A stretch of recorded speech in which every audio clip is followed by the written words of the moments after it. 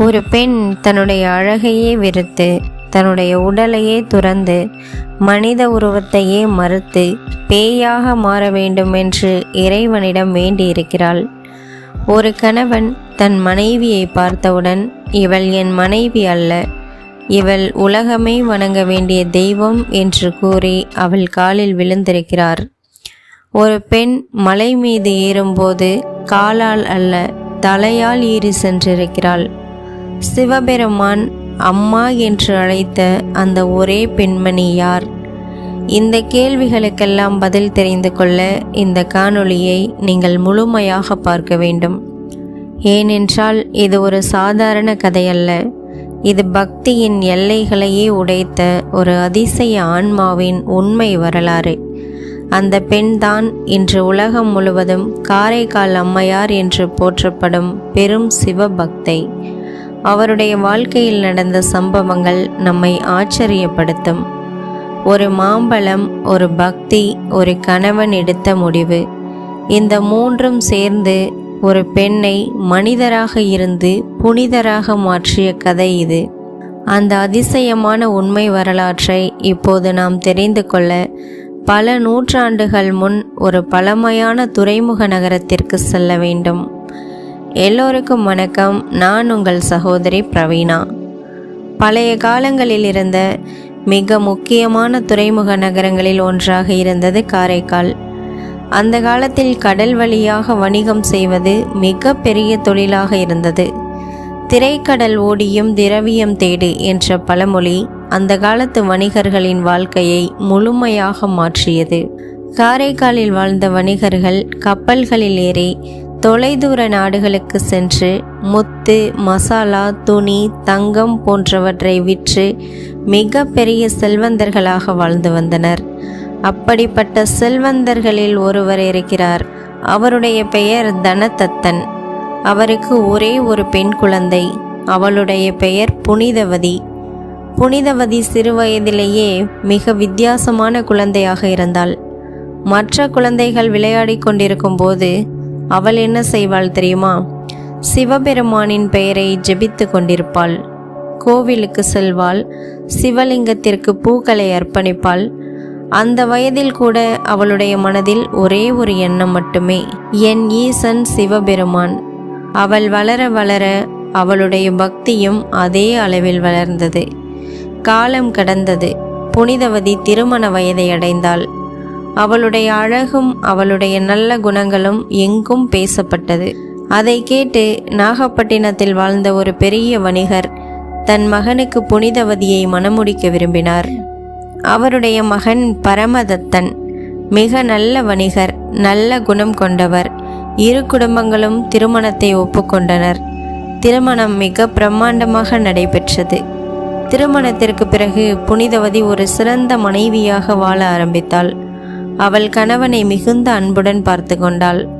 அதே நேரத்தில் சிவபெருமானின் பக்தியையும் ஒருபோதும் விட்டுவிடவில்லை.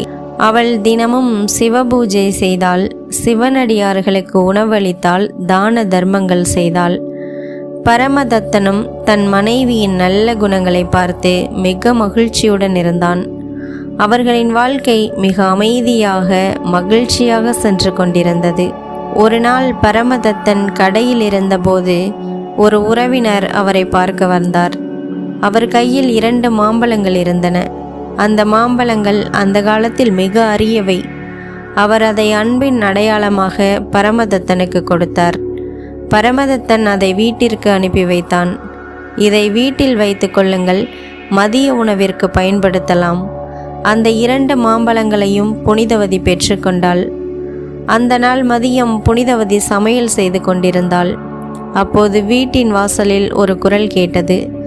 அம்மா, பசி, சாப்பிட ஏதாவது இருக்குமா என்று. அவள் வெளியே வந்து பார்த்தாள். ஒரு சிவனடியார் வாசலில் நின்று கொண்டிருந்தார். புனிதவதி அவரை உடனே வீட்டிற்குள் அழைத்தாள். அப்போது சாதம் மட்டுமே தயாராக இருந்தது.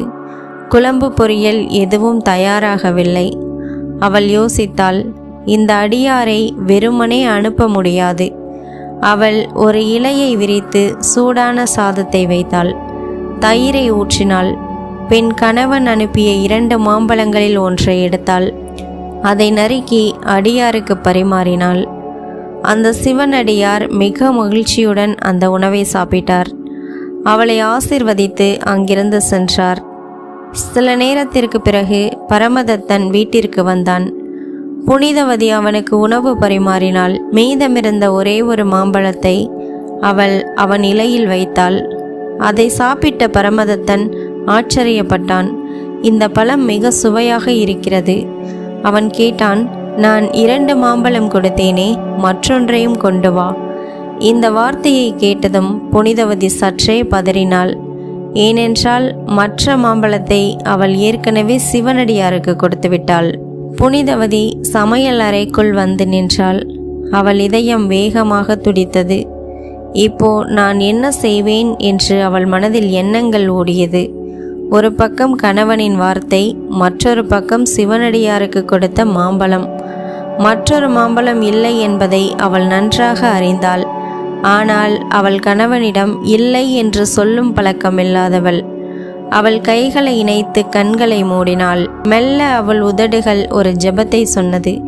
ஈஸ்வரா, என் கணவன் கேட்டதை நான் மறுக்க முடியாது. என்னை காப்பாற்ற வேண்டியது நீங்கள்தான்.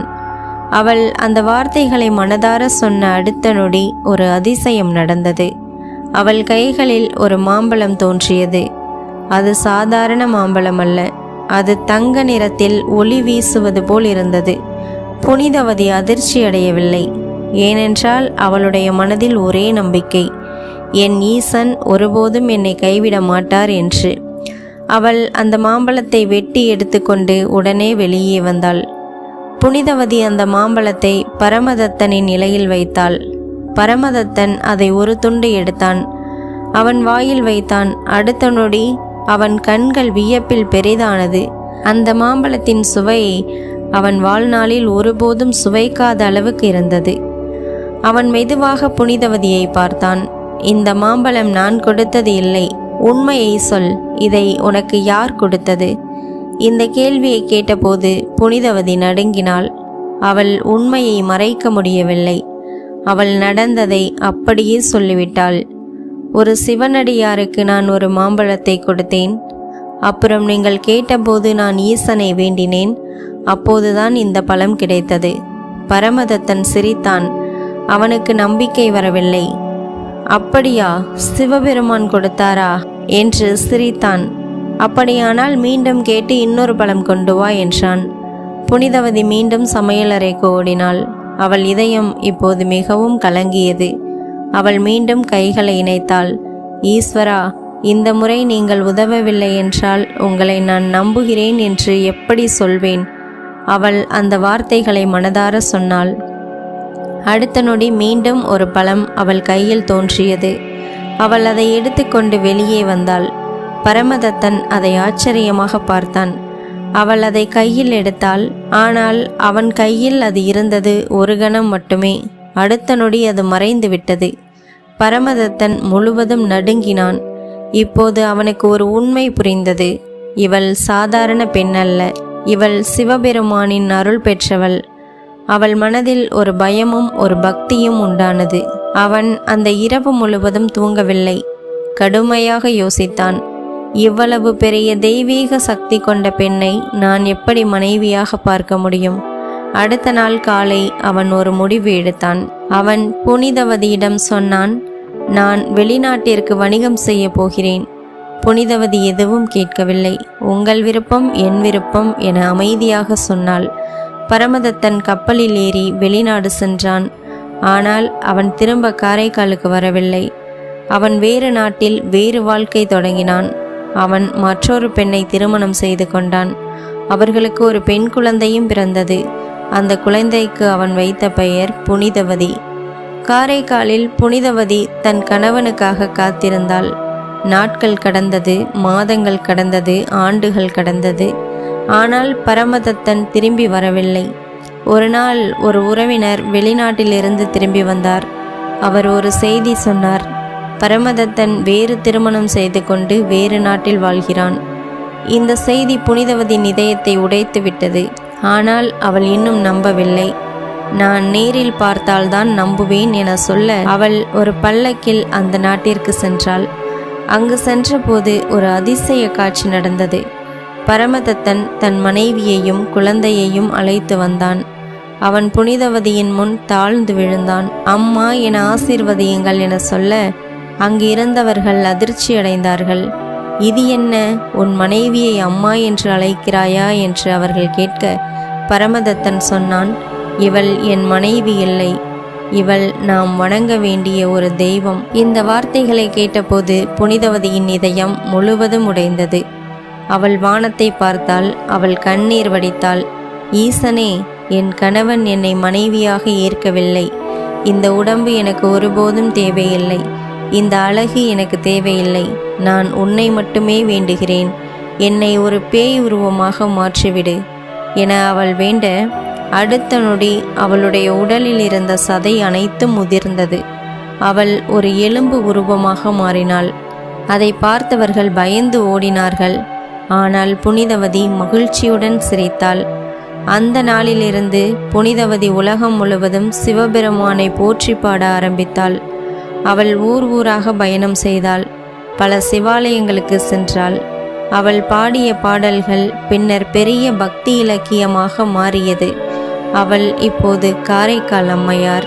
அந்த நாளிலிருந்து புனிதவதி என்ற பெயர் மெல்ல மெல்ல மறைந்து போனது. உலகம் அவளை ஒரு புதிய பெயரால் அழைக்க ஆரம்பித்தது, காரைக்கால் அம்மையார். அவள் இப்போது ஒரு சாதாரண மனிதர் இல்லை. அவள் சிவபெருமானின் அருளால் வாழும் ஒரு தெய்வீக ஆன்மா. அவள் ஊர் ஊராக சென்று சிவபெருமானின் மகிமையை பாடினாள். அவள் பாடிய ஒவ்வொரு பாடலும் மனிதர்களின் இதயங்களை அதிர வைத்தது. அவள் உடல் எலும்பு உருவமாக இருந்தாலும் அவளுடைய மனம் பக்தியில் நிரம்பி இருந்தது. அவள் வாழ்க்கையில் இப்போது ஒரே ஒரு இலக்கு மட்டும், சிவபெருமானை நேரில் காண வேண்டும். நாட்கள் நகர்ந்தன, மாதங்கள் நகர்ந்தன, ஆண்டுகள் உருண்டோடின. ஆனால் அவளுடைய ஆசை மாறவில்லை. என் ஈசனை நான் நேரில் பார்க்க வேண்டும். ஒரு நாள் அவள் ஒரு தீர்மானம் எடுத்தாள். நான் கைலாயம் செல்ல வேண்டும். கைலாயம் சிவபெருமான் வாழும் அந்த புனிதமான மலை. அந்த மலையை அடைவது மிக கடினமானது. ஆனால் அவளுக்கு பயமில்லை.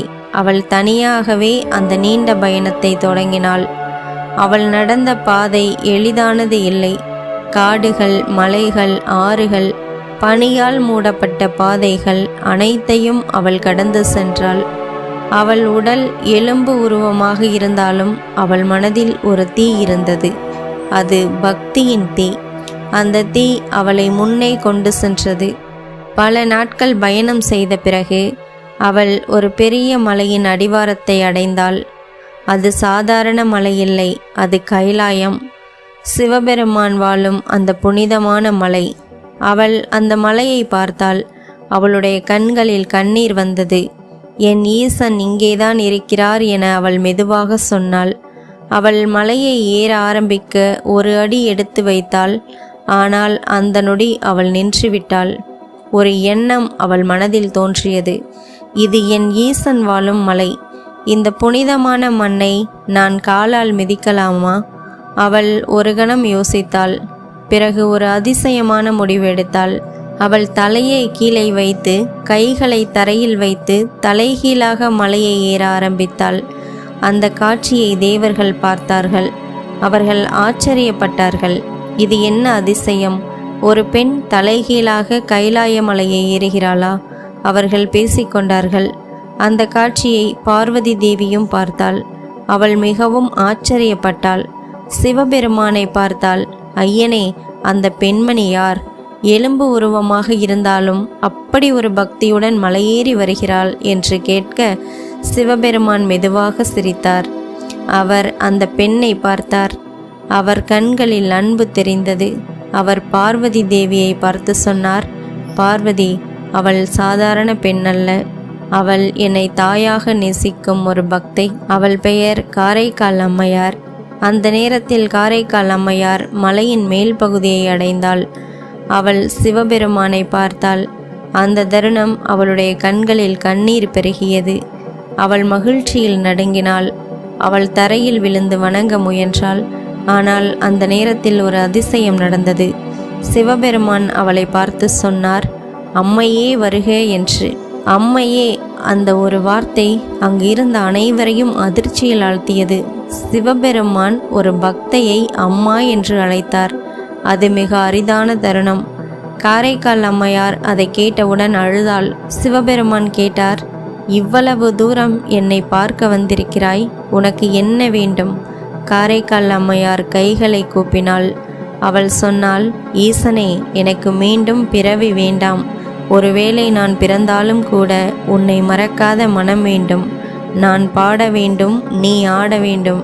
அந்த ஆடலை நான் உன் திருவடியிலிருந்து பார்க்க வேண்டும். சிவபெருமான் மகிழ்ச்சியுடன் சிரித்தார். அவர் சொன்னார், அம்மையே, உன் பக்தி உலகத்திற்கே ஒரு உதாரணம்.